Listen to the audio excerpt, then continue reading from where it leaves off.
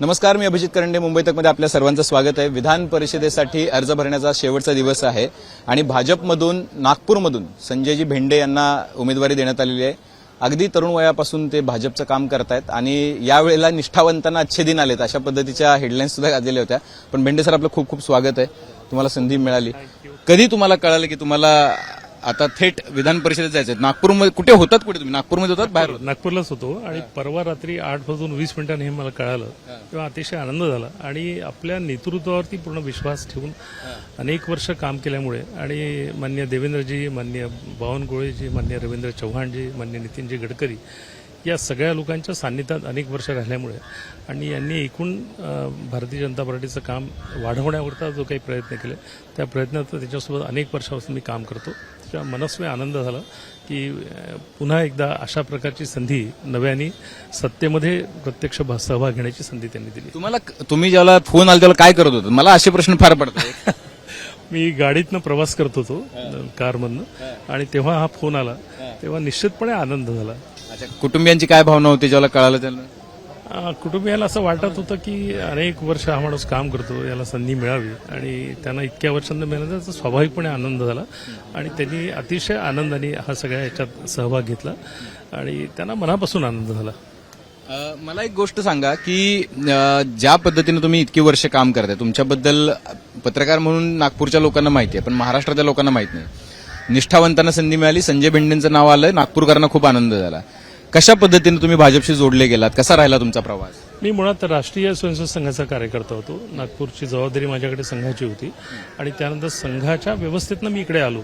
भारतीय जनता पार्टीत काम करताना अतिशय खालच्या पातळीपासून मी काम केलेलं आहे. या प्रधान खालच्या पातळीपासून मी काम केलेलं आहे. शहराचा महामंत्री होतो, शहराचा संपर्कप्रमुख होतो, जिल्ह्यामध्ये काम केलं, प्रदेशामध्ये काम केलं, आता प्रदेशाच्या उपाध्यक्ष म्हणून जबाबदारी आहे. पण सातत्याने काम करणं हा आमचा स्वभाव आहे.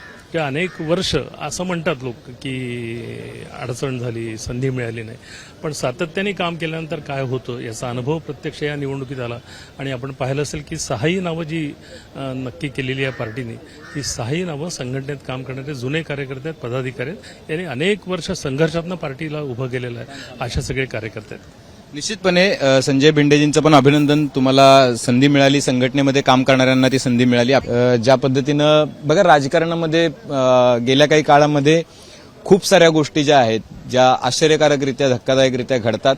आपण एकीकडे कर्जतकर सर जे आहेत त्यांनाही पाहिलेलं आहे, संजय भेंडे पण आपल्या शेजारी आहेत आणि प्रज्ञाताई सातव पण आपल्यासोबत आहे. त्यामुळं राजकारणामध्ये एका पद्धती तुम्हाला असं कधी वाटलं नाही की इतकी वर्ष भाजपमध्ये काम करतोय, काही संधीच मिळत नाही, इतके लोक आले गेले भाजपमध्ये आणि त्यांना संधी मिळाली, आपल्याला मिळाली नाही, आपणही काहीतरी वेगळा निर्णय घेतला पाहिजे विकासासाठी? असं कधीही वाटलं नाही, ती मनात शिवलं पण नाही. याचं कारण मी तुम्हाला सांगितलं की मी राष्ट्रीय स्वयंसेवक संघाचा कार्यकर्ता मुळात आहे आणि त्याच्यामुळे सातत्याने काम करणं, पार्टीने जो आदेश केला त्या आदेशाच्या मागे उभं राहणं हा माझा स्वभाव राहिला. त्याच्यामुळे सातत्याने काम केलं, त्याच्या मनामध्ये असले विचार येण्याचं काहीच कारण नाही. आणि बाकीच्या लोकांना संधी मिळाली इतके 10 वर्ष ज्यावेळेला सत्तेत आली भाजप, त्यावेळेला तुम्हाला काय वाटलं की असं वाटणं स्वाभाविक आहे, पण खंत म्हणून नाही वाटली. याचं कारण पार्टीची ती आवश्यकता होती. कारण पार्टी जर मोठी करायची असेल, जसं प्रज्ञाताईंनी आमच्याकडे भारतीय जनता पार्टीत प्रवेश केला, अशा प्रकारचे चांगले कार्यकर्ते बाहेरच्या पक्षातले आमच्याकडे येणं आणि त्यांच्या अनुषंगाने पार्टी मोठी होणं याची आवश्यकता आहे. आणि म्हणून प्रज्ञाताईंचा देखील प्रवेश आहे की अशा प्रकारे प्रज्ञाताई आल्यानंतर तिथली हिंगोलीची ताकद आमची वाढली. अशा प्रकारचे अनेक कार्यकर्ते आलेत आणि त्यामुळे त्यावेळेला वाईट वाटण्यापेक्षा उलट ते ऍडिशन झाल्यामुळे पार्टी वाढली आहे, याचा आनंद. स्वीकारार्हता जास्त. काँग्रेस 15 वर्ष सर सत्तेमध्ये होती. तुम्हाला अशा पद्धतीने असं वाटलं नाही आपण पण थोडंसं विकासासाठी कुठेतरी गेलं पाहिजे?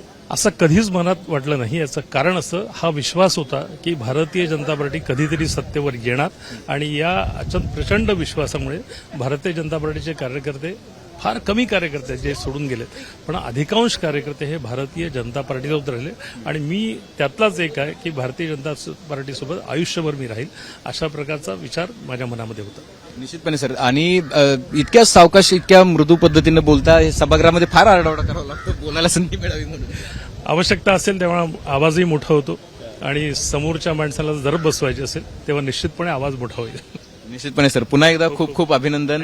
तुम्हाला संधी मिळाली आणि पक्षासाठी काम करणाऱ्या, निस्पृहपणे काम करणाऱ्या लोकांना संधी मिळते, त्याला कार्यकर्त्यांचा उत्साह पण निश्चितपणे वाढतो. पुन्हा एकदा अभिनंदन. खूप खूप धन्यवाद. खूप तर हे होते संजय भेंडे सर.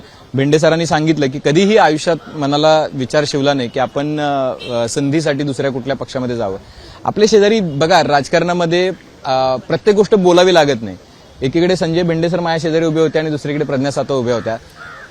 भाजपचं राजकारण आणि भाजपचे कार्यकर्ते, त्यांची निस्पृहता, त्यांची लॉयल्टी, त्यांची निष्ठा, त्यांचं पक्षासाठी असलेलं समर्पण हे भेंडे सरांच्या बोलण्यातून दिसत होतं.